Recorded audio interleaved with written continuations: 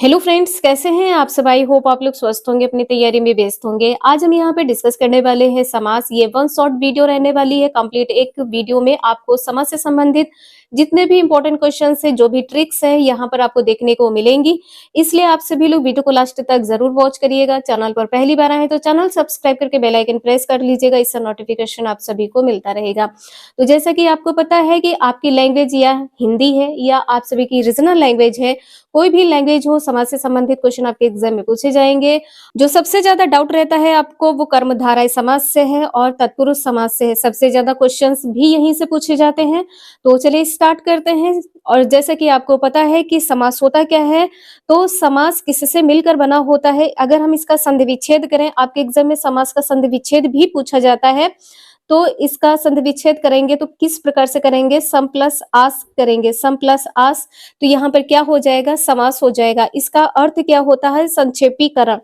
अर्थ क्या होता है इसका, संक्षेपीकरण होता है। अर्थ भी पूछा जाता है कि समास का अर्थ क्या होता है, तो संक्षेपीकरण होता है।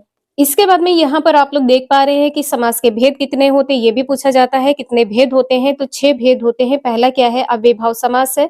दूसरा है तत्पुरुष समास है। तीसरा है कर्मधारय समास है। चौथा है द्विगु समास है। पांचवा है द्वंद्व समास है और छठा है बहुब्रीहि समास है। तो जैसे कि अव्ययभाव समास में आप लोगों को पता है कि यदि यहाँ पर उपसर्ग लगा हो, उपसर्ग कौन कौन से लगे हो आप लोग यहाँ पर देख सकते हैं। यहाँ पर आपको ज्यादा पढ़ने की जरूरत नहीं है। यहाँ पर हम आपको डायरेक्ट एग्जांपल्स बताएंगे और यहाँ पर आपको बताएंगे कि किस प्रकार से आपको याद रखना है। तो देखिए यहाँ पर जैसे कि लिखा है यथाशक्ति।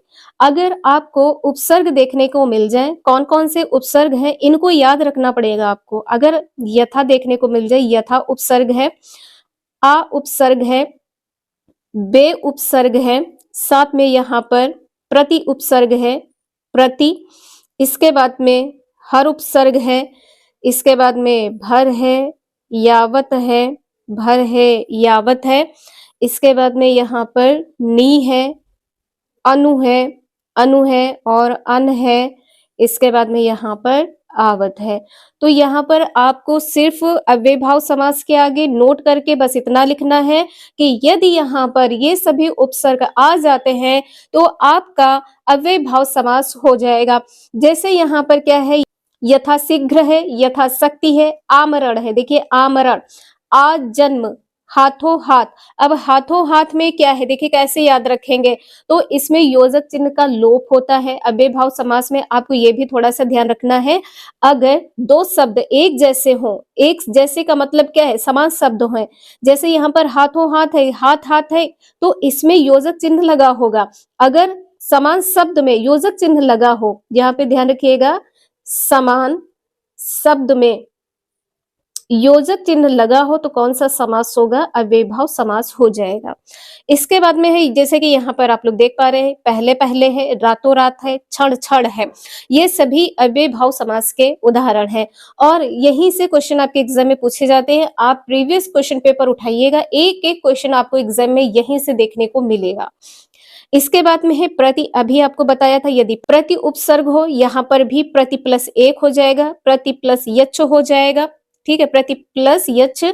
और यहाँ पर भर है, ये भी आपका उपसर्ग है। बे उपसर्ग है, यहाँ पर आप लोग देख पा रहे हैं। तो यदि ये उपसर्ग आपको देखने को मिलते हैं तो आंसर आपका क्या होगा, अव्ययभाव समास हो जाएगा। इसके बाद में यहाँ पर आप लोग देख पा रहे हैं तत्पुरुष समास। तत्पुरुष समास में आपको किस प्रकार से पहचानना है, तो तत्पुरुष समास में यहाँ पर जैसे है, जो समस्त पद होता है वो कुछ इस प्रकार से है। कुंभकार, कुंभकार मतलब क्या है कि कुंभ को बनाने वाला। पाप मुक्त, पाप से मुक्त। आपने तत्पुरुष समास पढ़ा है, जैसे क्या है, अधिकरण है, में पर है, इस प्रकार के करण कारक जो है ये आपने पढ़ा है। तो वहीं से ये क्वेश्चन आपके पूछे गए हैं। देखिए, पथ भ्रष्ट, पथ से भ्रष्ट, राष्ट्र प्रेम, राष्ट्र के लिए प्रेम। तो यहाँ पर आपका कारक भी पता चल जाता है कि तत्पुरुष होगा यहाँ पर राष्ट्र से प्रेम या राष्ट्र के लिए प्रेम। इसके बाद में यहाँ पर आप लोग देख पा रहे हैं कि इसमें तत्पुरुष समास में इसके दो प्रकार है। कितने प्रकार हैं, दो प्रकार है। पहला है व्याधिकरण तत्पुरुष, दूसरा है समानाधिकरण तत्पुरुष, जो समान हो। तो यहाँ पर आप लोग देख सकते हैं इसमें होता क्या है, व्याधिकरण तत्पुरुष में, जिसमें समस्त पद के विग्रह करने पर पहले पद और दूसरे पद में भिन्न भिन्न विभक्तियां लगाई गई हों। विभक्ति किस प्रकार की हो, भिन्न भिन्न हो।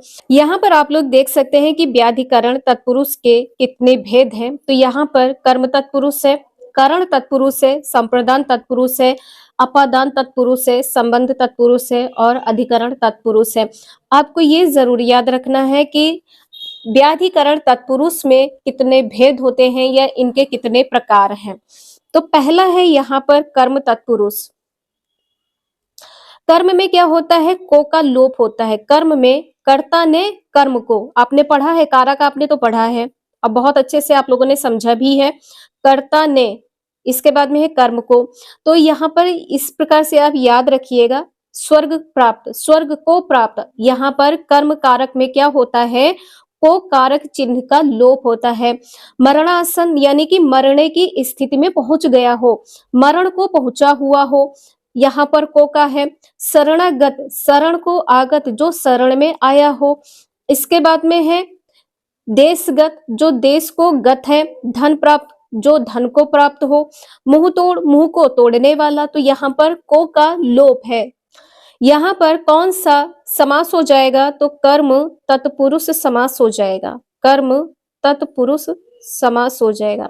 एक चीज का आप लोग जरूर ध्यान रखिएगा, यदि मान लीजिए कर्म तत्पुरुष ना लिखा हो, अगर आपके एग्जाम में सिर्फ तत्पुरुष लिखा हो, तब भी आंसर आपका सही होगा। देखिए, अगर ऑप्शन में आपको कौन सा तत्पुरुष से ये बताया जाए कि कर्म है, करण है, संप्रदान है, संबंध है, अपादान है, तब वहां पर आप कर्म लगाएंगे। लेकिन आपसे सिर्फ ये पूछा जाए कि इसमें कौन सा समास है, तब वहां पर आप लोग तत्पुरुष लगा देंगे। इसके बाद में है करण। तो कर्ता ने कर्म को करण से, तो करण से या करण के द्वारा, आपने कारक में पढ़ा है, आप लोग ध्यान रखिएगा इस चीज को। तुलसी कृत, तुलसी से कृत। देखिए, कृत मतलब जैसे मान लीजिए तुलसीदास ने रचना की है, तो तुलसी के द्वारा की गई है ना।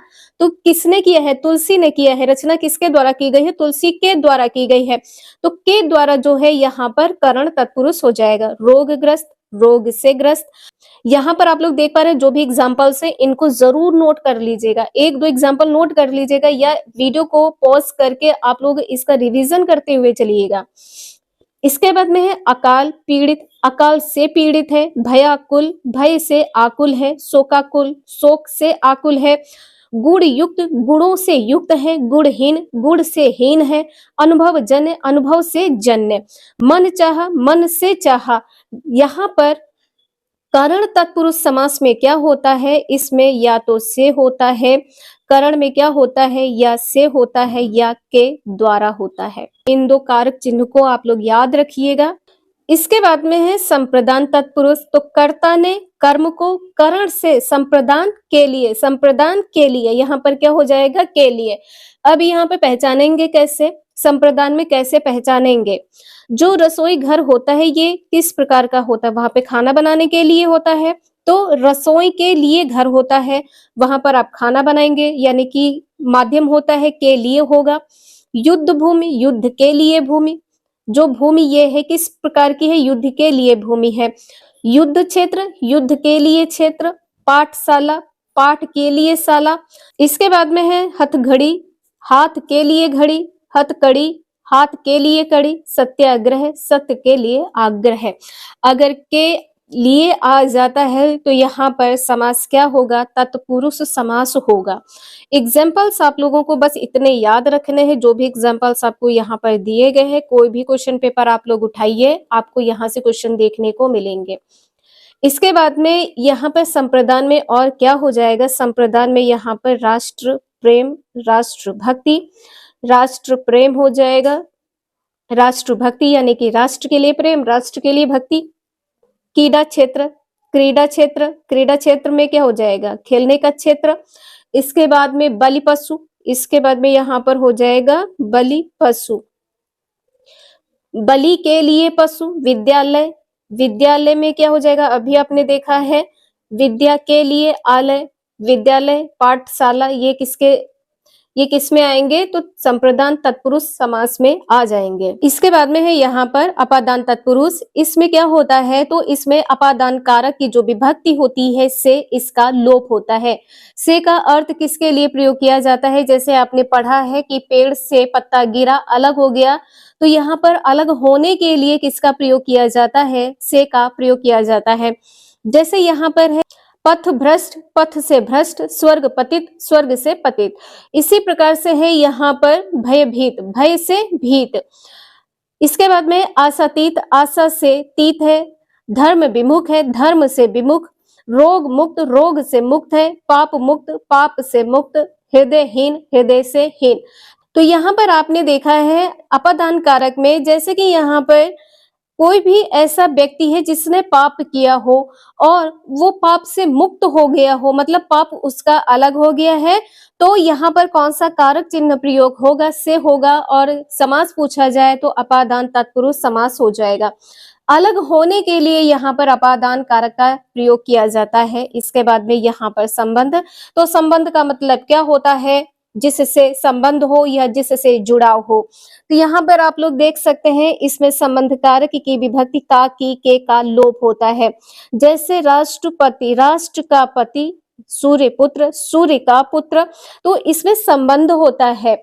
जैसे राजनेता, राज का नेता हो गया। प्रेम सागर, प्रेम का सागर। अमृत रस, अमृत का रस। भारत रत्न, भारत का रत्न। इसी प्रकार से है लोकसभा, लोक की सभा है। राज्यसभा, राज्य की सभा है। राजमहल किसका होता है? तो राजा का महल होता है। देश सुधार, देश का सुधार है। देवालय, देव का आलय है। इसी प्रकार से यहाँ पर है जल प्रवाह, जल का प्रवाह। दिनचर्या, दिन का चर्या। अमृत धारा, अमृत की धारा। पराधीन, पर के अधीन, मतलब दूसरे के अधीन हो जाएगा।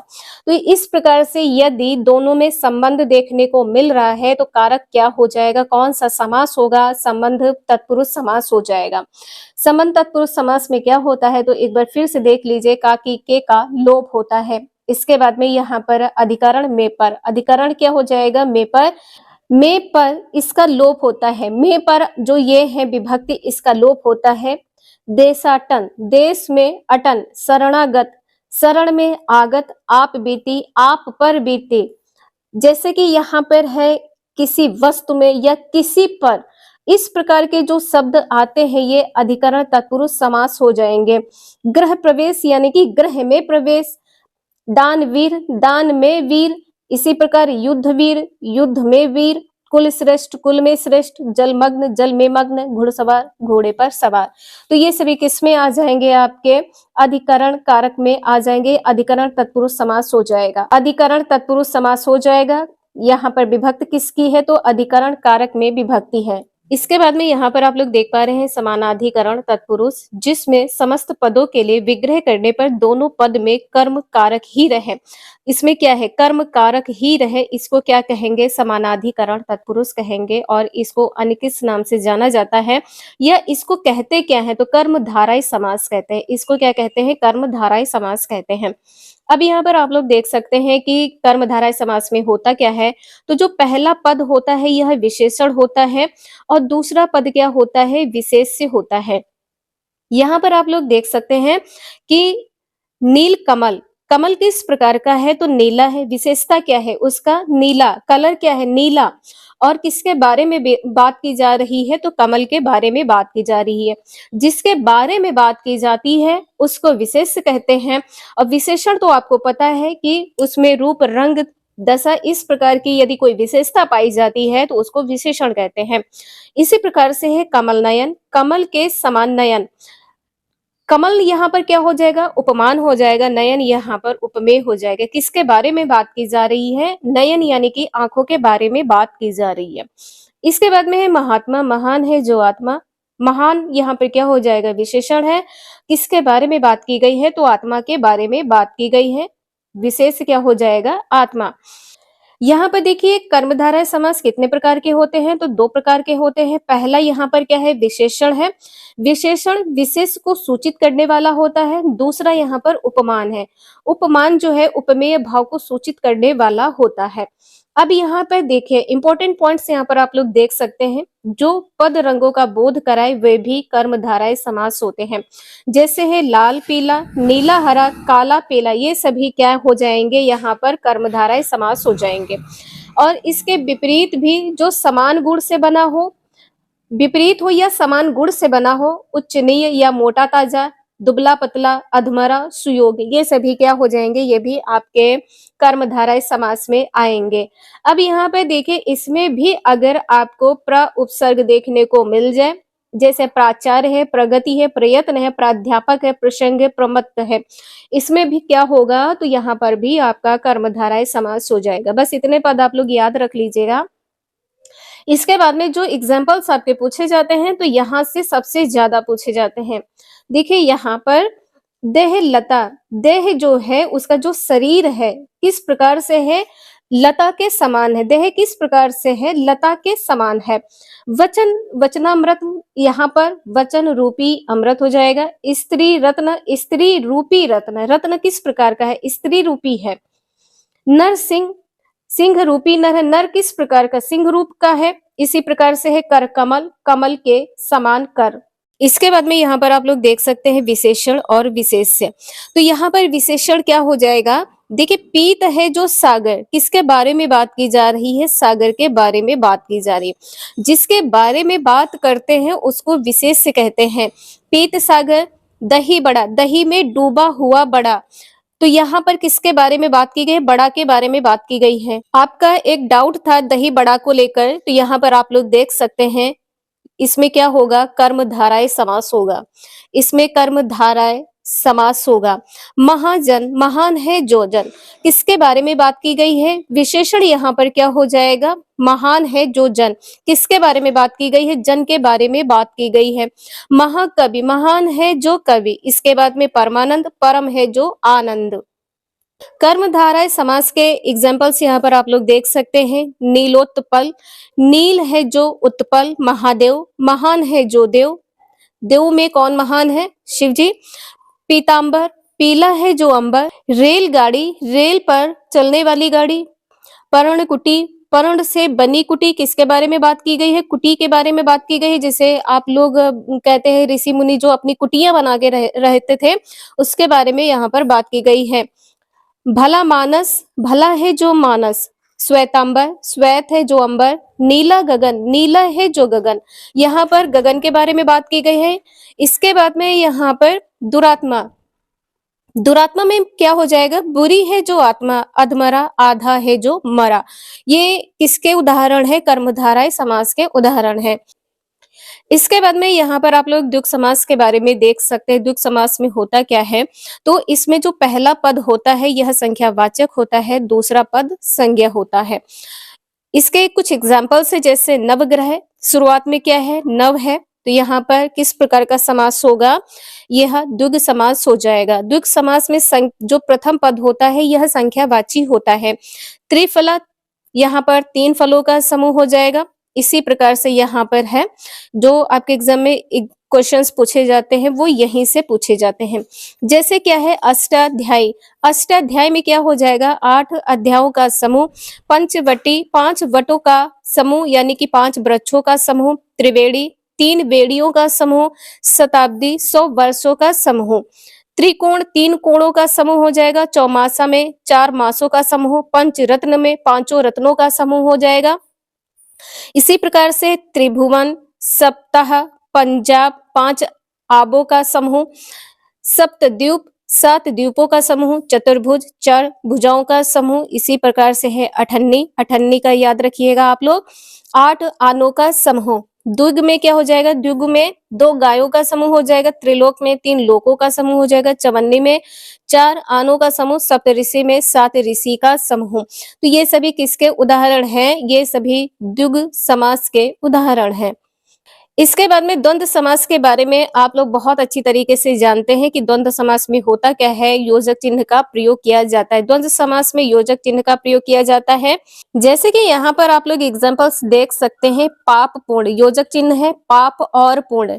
धनी निर्धन, धनी और निर्धन। इसी प्रकार से लाभ हानि, लाभ और हानि। आचार व्यवहार, आचार और व्यवहार या आचार विचार भी। साग पात, साग और पात, रुपया पैसा, रुपया और पैसा। इसके बाद में राधा कृष्ण, राधा और कृष्ण। घी शक्कर, घी और शक्कर। माता पिता, माता और पिता। दूध रोटी, दूध और रोटी। इसके बाद में है यहाँ पर राम कृष्ण, राम और कृष्ण हो जाएगा। आयात निर्यात में क्या है? आयात तथा निर्यात या आयात और निर्यात। राम लक्ष्मण, राम और लक्ष्मण है। सीता राम है, सीता और राम है। तो यहाँ पर आपने देखा है दो नामों के बीच में यदि योजक चिन्ह लगा होता है तो यहाँ पर आंसर आपका क्या सही हो जाएगा? यहाँ पर द्वंद्व समास हो जाएगा। कौन सा समास होगा? द्वंद्व समास हो जाएगा। यहाँ पर आप लोग इसकी ट्रिक देख सकते हैं कि द्वंद्व समास का अर्थ क्या है? योजक चिन्ह। दो शब्दों के बीच योजक चिन्ह मिलेगा परंतु दोनों शब्द एक दूसरे के विलोम होंगे। अगर दोनों शब्द एक दूसरे के विलोम हैं और योजक चिन्ह लगा हुआ है तो समास किस प्रकार का होगा? द्वंद्व समास हो जाएगा। इसके बाद में है यहाँ पर बहुब्रीहि समास। बहुब्रीहि समास में होता क्या है? तो जहाँ पहला पद और दूसरा पद मिलकर किसी तीसरे पद की ओर संकेत करता है उसको क्या कहते हैं? बहुब्रीहि समास कहते हैं। जैसे यहाँ पर एक दंत, एक दांत किसका है? किसको यहाँ पर संकेत किया जा रहा है? तो गणेश को संकेत किया जा रहा है। इसके बाद में यहाँ पर आप लोग देख सकते हैं कि दस आनन, दस आनन, ये आनन मतलब क्या होता है? मुख। जिसके 10 मुख हैं उसको क्या कहते हैं? रावण कहते हैं। चतुरानन, चतुर है आनन, आनन मतलब क्या है? मुख। अर्थात कौन हो जाएगा? ब्रह्मा। पीतांबर, पीले वस्त्र धारण करने वाला, अर्थात क्या हो जाएगा? कृष्ण। इसी प्रकार से है चंद्रशेखर, चंद्र है मस्तक पर जिसके अर्थात क्या हो जाएगा? शिव। 12 सिंघा, 12 है सिंह जिसके अर्थात एक प्रकार का हिरण होता है। जितेंद्रिय में क्या हो जाएगा? जीती है इंद्रियों को जिसने, अर्थात संयमी हो जाएगा। चतुर्भुज, 4 भुजाएं हैं जिसके, अर्थात भगवान विष्णु। त्रिनयन, 3 नेत्र हैं जिसके, अर्थात क्या हो जाएगा? शंकर जी। लंबोदर, लंबा है उदर जिसका, कौन है? गणेश जी हैं। तो ये कुछ एग्जाम्पल्स आपने यहाँ पर देख लिए हैं। ये सभी एग्जाम्पल्स आपके बहुब्रीहि समास से संबंधित है और यहाँ से क्वेश्चन आपके एग्जाम में पूछे जाते हैं, इसलिए आप सभी लोग इनको नोट जरूर कर लीजिएगा या आप लोग वीडियो को रिवाइज कर लीजिएगा। आपके एग्जाम में क्वेश्चन यहाँ से पूछे जाते हैं। तो आज के लिए इतना ही, मिलते हैं नेक्स्ट क्लास में। वीडियो यूजफुल लगे तो लाइक शेयर एंड सब्सक्राइब जरूर करें। Thank you for watching this video.